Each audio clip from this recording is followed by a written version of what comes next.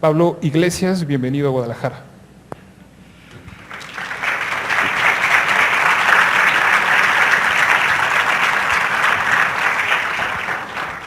Muchísimas gracias, señor rector, Nacho, a todos y todas estudiantes y asistentes que nos acompañáis hoy. Hoy aquí para mí es un inmenso honor poder tomar la palabra en este Foro Internacional de Periodistas en el marco de uno de los eventos culturales más importantes en lengua castellana, que es la Feria Internacional del Libro de Guadalajara. Hay un elemento que me llena de orgullo en la semblanza, en la presentación que hacía Nacho, y es que lo que menos ha destacado en la presentación es que fui vicepresidente del gobierno de mi país. Eso me encanta porque normalmente cuando uno pasa por un gobierno, de alguna manera eso le define y se convierte en exministro o exvicepresidente para siempre. Que eso sea un elemento que no sea el que más se destaca de mi biografía es algo que me gusta mucho, y ahora en las notas que tengo preparadas creo que entenderán por qué.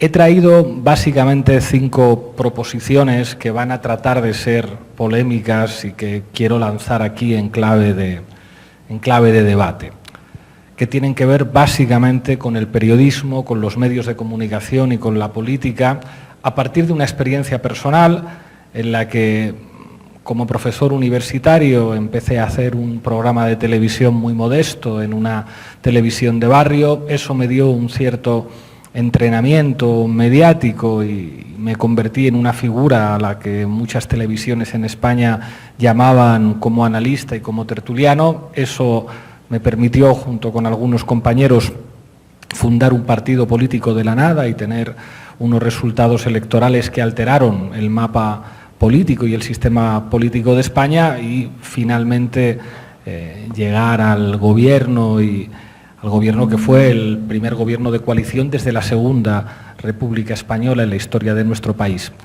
Toda esa experiencia y la fundación final de La Base, de Canal Red y de Diario Red, de alguna manera está marcada por la relación con los medios de comunicación desde unos lugares poco habituales. Y desde esa experiencia les quería proponer una serie de reflexiones. La primera, a propósito del título de esta charla, la fina línea que separa el periodismo y la política. Yo diría que no hay línea de separación. Doy clases en un máster de la Complutense, en un máster de análisis político, en una asignatura que se llama Actores Políticos y Sociales. Y lo que explico a mis estudiantes el primer día es que no se crean esa distinción. Normalmente en los programas de ciencia política se dice que los actores políticos son los partidos y que los actores sociales son los movimientos sociales y los lobbies o grupos de interés. Aquí lo que habría que decir es que no siempre es fácil de distinguir la forma partido de la forma movimiento social. Hay partidos que son movimientos sociales, hay movimientos sociales que se dotan de estructuras de partido, y meter en el mismo saco a los movimientos sociales con la intervención política de las empresas a través de los lobbies y de los grupos de interés no tendría demasiado sentido. Y ojo, quien hace una categorización como esta, excluyendo a los grandes actores ideológicos y culturales como son los medios de comunicación, simplemente no entiende la política.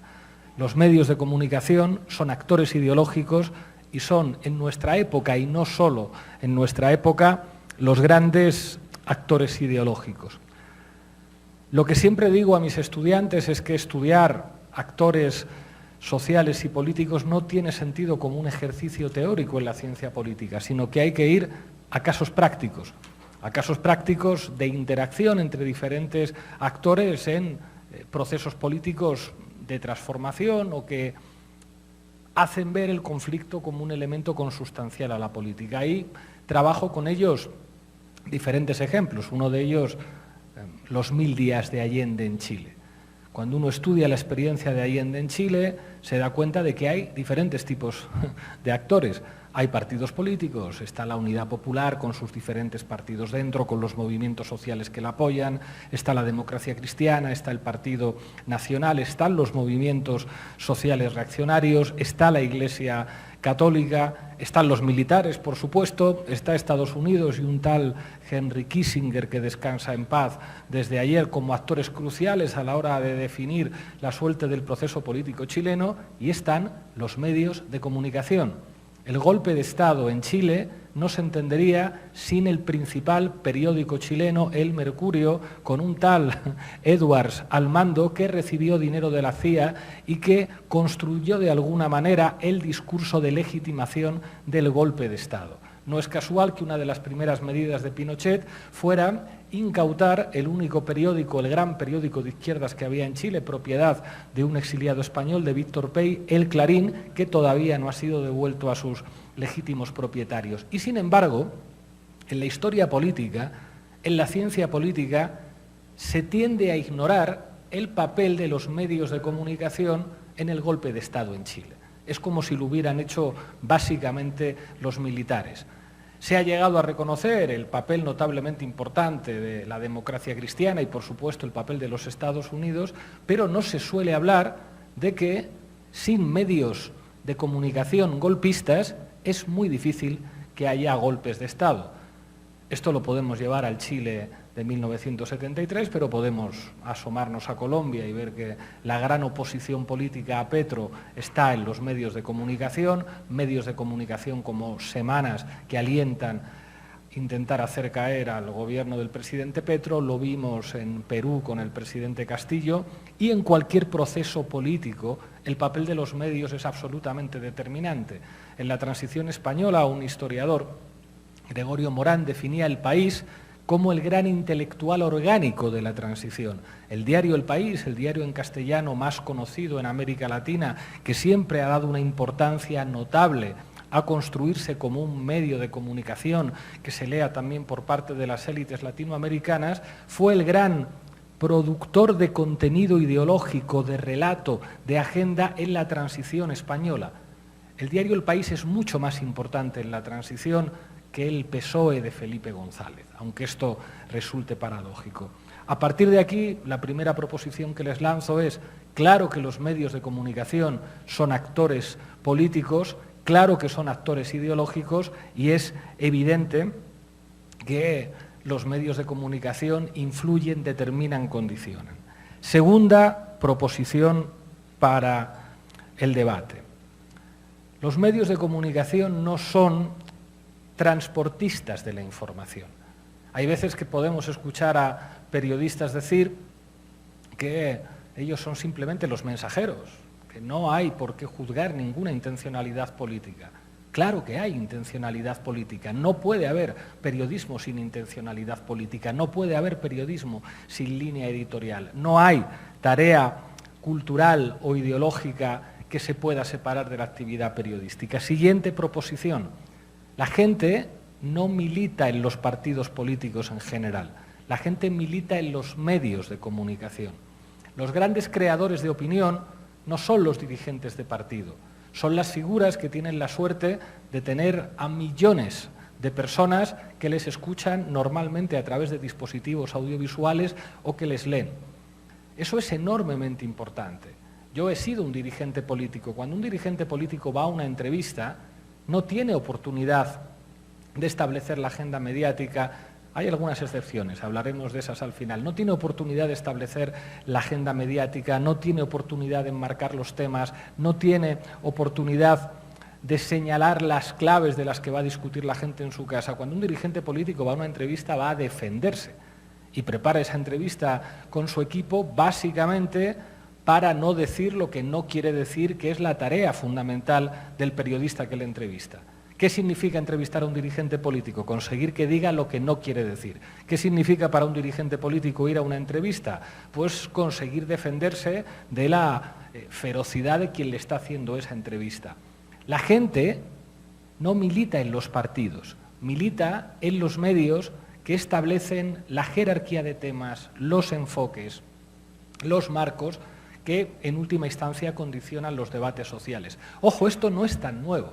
Hay una frase atribuida a Kautsky, ese pobre dirigente de la socialdemocracia alemana al que Lenin llamaba el renegado, que decía que las tabernas eran el último bastión de la libertad del proletariado alemán.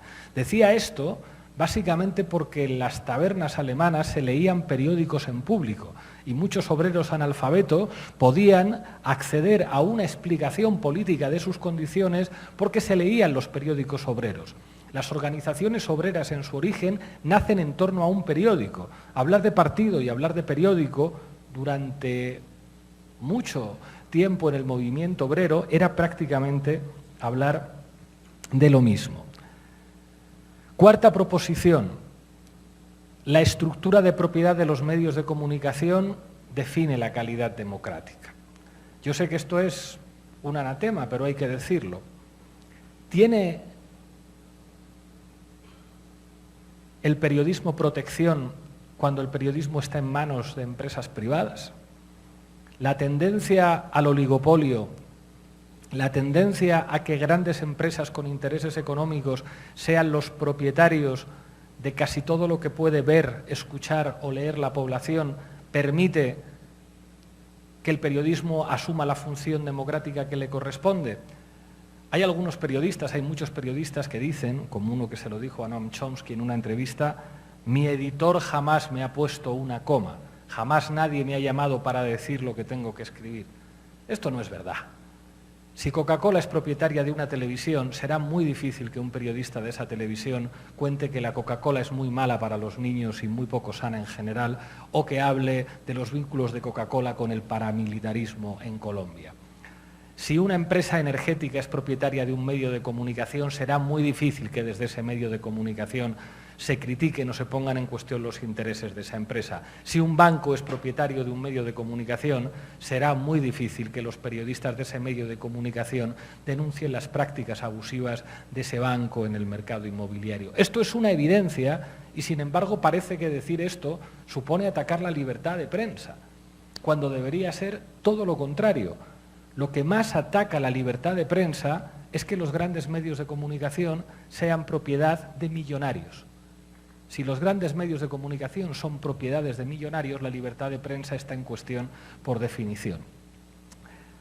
Habría que hablar de un modelo perfectamente compatible con el capitalismo y perfectamente compatible con el liberalismo, que sería el modelo de 3/3. Un tercio de medios de comunicación privados, donde haya mecanismos de control que eviten prácticas oligopólicas, concentración de la propiedad de los medios de comunicación, o que bancos o grandes empresas puedan ser propietarias de medios de comunicación, con un tercio de medios públicos. Ojo, medios públicos no quiere decir medios gubernamentales, medios que expresen la pluralidad electoral de los diferentes países, y un tercio también de medios comunitarios que pongan en manos de las organizaciones de la sociedad civil, del movimiento obrero, del movimiento estudiantil, de los movimientos vecinales, el acceso a un derecho fundamental para que exista la democracia. Y, sin embargo, hay muy poquitos partidos políticos en el mundo que se atrevan a hacer una propuesta tan moderada como la de los 3/3. Quinta proposición. La derecha ha entendido mucho mejor que la izquierda que los medios de comunicación son condición de posibilidad del éxito político. Se podría mencionar a Silvio Berlusconi como precedente de Trump, se podría mencionar, en el caso de mi país es un ejemplo muy evidente, a la Iglesia Católica, que tuvo desde el principio claro que su papel en la educación tenía que ser un papel predominante y que es propietaria de una estación de radio y de una estación de televisión en España, y contrastarlo con que en España los sindicatos, que tienen millones de afiliados, no hayan sido jamás propietarios ni de un periódico, ni de una estación de radio, ni de una estación de televisión, y tampoco hayan asumido que la educación era un espacio de intervención de las organizaciones de la sociedad civil. Una de las claves de éxito de la derecha es su conciencia de lo que representa la cultura y la guerra cultural, y su conciencia de lo que representa el Estado y la penetración en el Estado. La izquierda, por desgracia, es mucho menos gramsciana que la derecha en este sentido, y eso termina teniendo efectos políticos inequívocos. La sexta proposición, y me voy acercando al final, es lo que podríamos llamar el nuevo paradigma Fox. La Fox normalizó un nuevo estilo de periodismo en el que es legítimo mentir. Es la teoría de los hechos alternativos. Hablar de hechos alternativos es básicamente hablar de la normalización de la mentira en el periodismo. Es algo que la Fox viene practicando en los Estados Unidos desde hace tiempo, degradando la profesión del periodismo hasta límites insoportables y haciendo que pase a mejor vida la democracia liberal, pero es algo que se está extendiendo en todas partes y que se empieza a normalizar con los fenómenos bélicos. No sé si recuerdan ustedes el atentado de Nord Stream, un atentado contra infraestructuras energéticas no solo de Rusia, sino también de Alemania. Una investigación de un premio Pulitzer señala que todo apunta a que serían países de la OTAN los que habrían ejecutado un atentado contra intereses estratégicos de un país de la OTAN como Alemania, y sin embargo la respuesta del periodismo fue generar confusión y decir no se sabrá nunca quiénes son los autores de este atentado. Lo estamos viendo en el caso del genocidio de Israel contra el pueblo palestino. ¿Quién bombardeó el hospital? Y a pesar de todas las evidencias, a pesar de todos los hospitales bombardeados por el ejército israelí, al final los medios de comunicación actúan de una manera que se podría ejemplificar así. Los rabinos denuncian una masacre en el gueto de Varsovia, Goebbels lo niega y acusa a los rabinos de llevar a cabo una conspiración terrorista. ¿Se imaginan el periodismo respondiendo a partir de las declaraciones? Esto es lo que dicen los judíos del gueto de Varsovia, esto es lo que dicen los nazis. El periodismo no es contar que alguien dice que llueve y alguien dice que hace sol. El periodismo debería ser abrir las ventanas. Sin embargo, en esta época se normaliza el paradigma Fox de los hechos alternativos. ¿Quién bombardeó el hospital? Les vamos a dar versiones periodísticas para todos los gustos, para que básicamente ustedes no lo sepan. ¿Quién bombardeó, quién acabó con las infraestructuras de Nord Stream? Ustedes nunca lo podrán saber, aunque se lo cuente un premio Pulitzer. De ahí aparece la experiencia de Canal Red y de La Base, que es el resultado de nuestra experiencia mediática. Veían ustedes antes aquel programa de La Sexta en el año 2015. La Sexta es una televisión muy interesante, una televisión con propietarios de derechas destinada a un público de izquierdas. Ese tratamiento tan favorable que me daba en ese vídeo terminó muy pronto.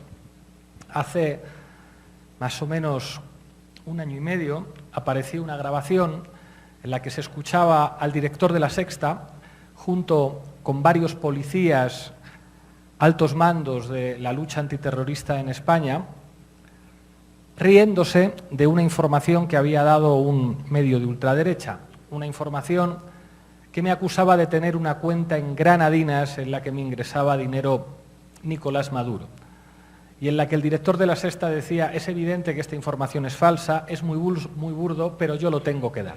Y dieron esa información 3 semanas antes de que hubiera unas elecciones en España. Y esa grabación apareció y la pudo escuchar mucha gente, pero este periodista no dimitió y no se depuraron responsabilidades. Y quedó probado ante mucha gente que en España el lawfare tenía básicamente una dimensión mediática que consistía en destruir la reputación de determinadas figuras políticas.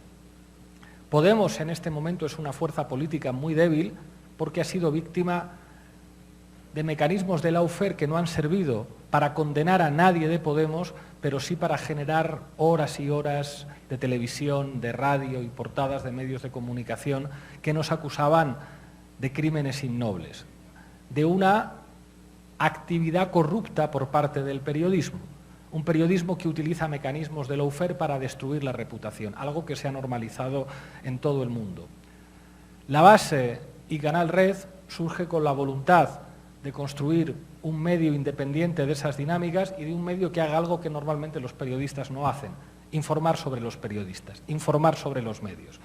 Nosotros tenemos, además de la sección de actualidad, la sección de América Latina, la sección de internacional, la sección de cultura, la sección de humor gráfico, una sección de medios, en la que informamos y analizamos las líneas editoriales de los medios. Y cuando se puede verificar que un medio ha mentido, lo contamos.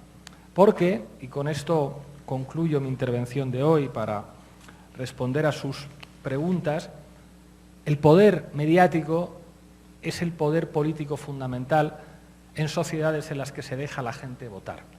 Y hasta que la izquierda no entienda que sin poder mediático estará condenada a la derrota, los éxitos electorales que pueda conseguir terminarán transformándose en derrotas si el poder mediático sigue en manos de los mismos.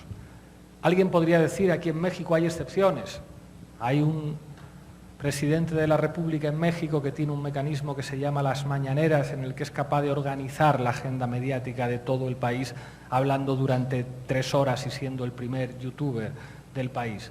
Es verdad que es impresionante y se estudiará en las facultades de comunicación el fenómeno de las mañaneras, pero tengo mis dudas de que sea un mecanismo que pueda sobrevivir a la propia presidencia de Hablo en México. Aunque pueda haber dirigentes políticos cuyo carisma y cuya capacidad comunicativa pueda alterar durante un tiempo la correlación mediática de fuerzas, si esa correlación mediática no implica que una parte del poder mediático deja de estar en manos de los bancos, en manos de las grandes empresas y en manos de los sectores conservadores, no solo no tendremos sistemas de democracia plena, además será imposible a la larga para las fuerzas progresistas ejercer el poder y transformar la sociedad. Eso es todo. Muchas gracias.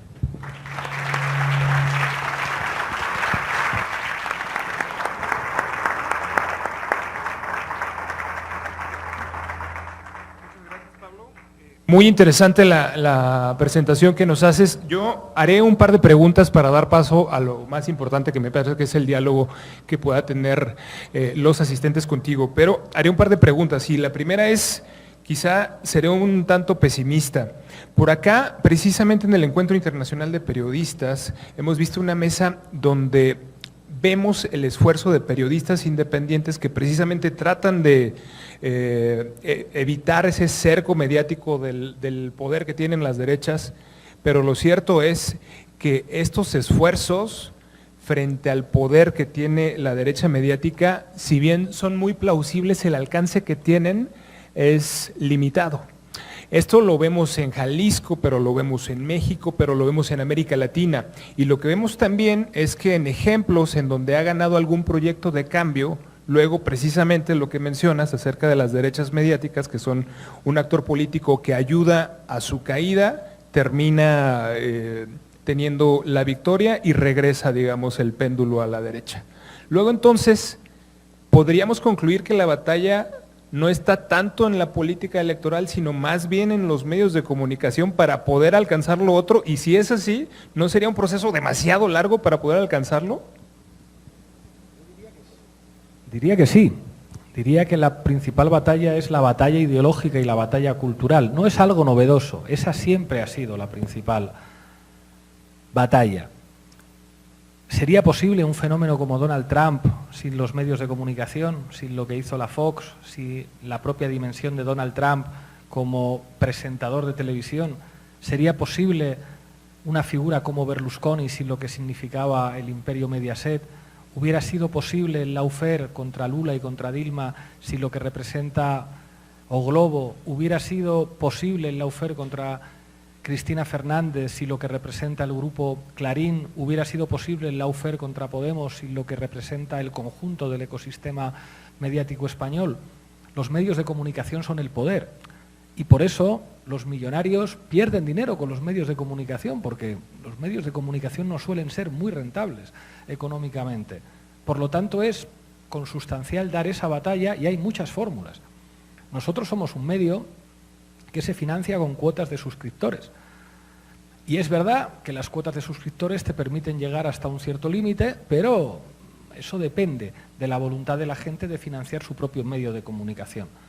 Nosotros no renunciamos a tener publicidad, pero no queremos depender de la publicidad. Si hay una empresa hidroeléctrica que me da 300.000 euros al año, va a ser fácil para mí escribir o hablar mal de esa empresa hidroeléctrica. Si firmamos un contrato con, no sé, una empresa de refrescos, vamos a poder hablar contra esa empresa de refrescos si sus bebidas tienen muchas calorías y son malas para la salud de los niños.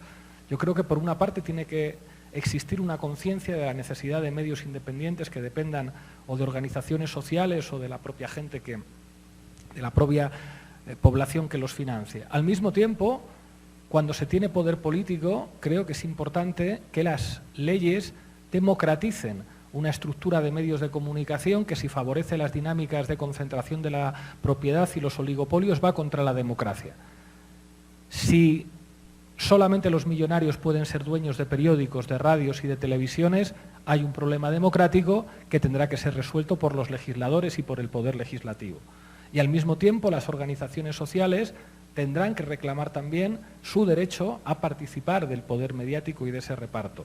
Esto es algo que no ha estado en la agenda de la izquierda de manera clara y creo que es fundamental que empiece a estarlo. En la izquierda todavía hay quien piensa que hacer política de manera inteligente es llevarte bien con los medios de comunicación realmente existentes y que esto se hace con habilidad y con capacidad de seducción. Hay que tener relación con los medios existentes, pero hay o existe una voluntad política de construir medios alternativos, o será completamente imposible llevar a cabo procesos de transformación social y procesos de transformación política. Ojo, esto no significa crear medios de partido, medios que dependan de una estructura de partido. Esto significa asumir que el terreno político es siempre un terreno de disputa del poder y que si el poder se disputa en lo ideológico y en lo cultural es absolutamente crucial estar ahí. Tengo como 10 preguntas más, pero haré una más y por ahora pediré entre el público quienes tengan preguntas y con las compañeras que tenemos al lado, que vamos pidiendo el micrófono, una última pregunta sobre un asunto de coyuntura actual.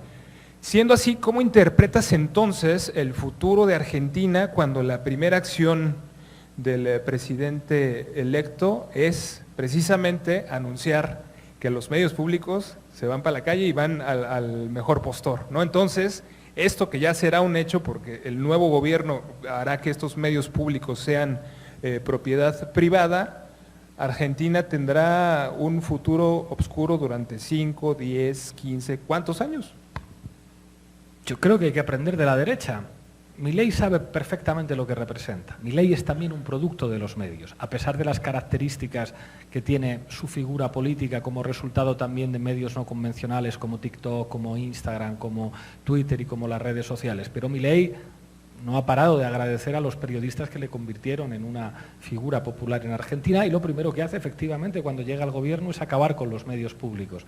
Bueno, pues la izquierda tiene que tomar nota y cuando llegue al gobierno tiene que alterar esa correlación mediática de fuerzas, apostar por lo público, poner límites a la privatización de un derecho público, como es el derecho a tener una información veraz, sin complejos. Cuando la derecha no tiene complejos, cuando la derecha no tiene complejos a la hora de defender los intereses económicos de una minoría, cuando son capaces de mentir, la respuesta tiene que ser contundente, defensa de lo público, defensa del derecho a la información, defensa de la libertad de los periodistas. Y la defensa de la libertad de los periodistas es evitar que estén en manos de millonarios y que sean asalariados de millonarios. En ese sentido creo que hay que aprender de lo que está haciendo Milei para tomar conciencia cuando se tiene poder político de que hay que tratar de construir otras bases legales del derecho a la información que, insisto, en sociedades en las que se permite a la gente votar, son el dispositivo de poder político más importante.